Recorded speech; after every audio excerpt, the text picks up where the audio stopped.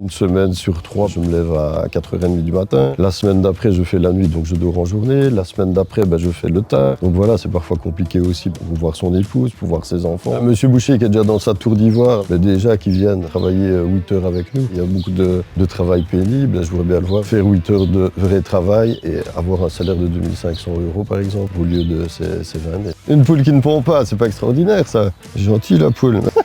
Moi c'est Grégory, j'ai 47 ans, je suis marié depuis 25 ans, j'ai 3 enfants. Donc je suis conducteur de ligne, opérateur de ligne dans une entreprise d'agroalimentaire. C'est un métier plus que nécessaire aussi puisqu'on nourrit les gens. Sans nous, il n'y aurait pas grand chose dans les assiettes du moins. Donc les conditions de travail, il y a beaucoup de contraintes, de froid, il y a de l'humidité, il y a des ambiances sonores, les contraintes des pauses aussi. On en embête.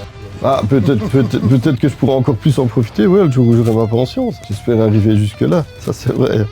Ce qui me scandalise le plus, c'est surtout la mesure qu'ils prennent encore au niveau des pensions. On va encore à l'encontre justement des travailleurs, donc on va encore le forcer à travailler jusqu'à 67 ans. Avec le malus pension, il y aura quand même beaucoup de périodes auxquelles le travailleur avait droit qui ne seront plus assimilées. Moi, dans mon cas, j'ai des périodes aussi de chômage économique. Donc là, ça risque encore d'être pénalisant aussi. Donc ils veulent raccourcir l'octroi des primes de nuit, par exemple, de minuit à 5 heures, alors qu'ici actuellement c'est de 22 h à 6 h.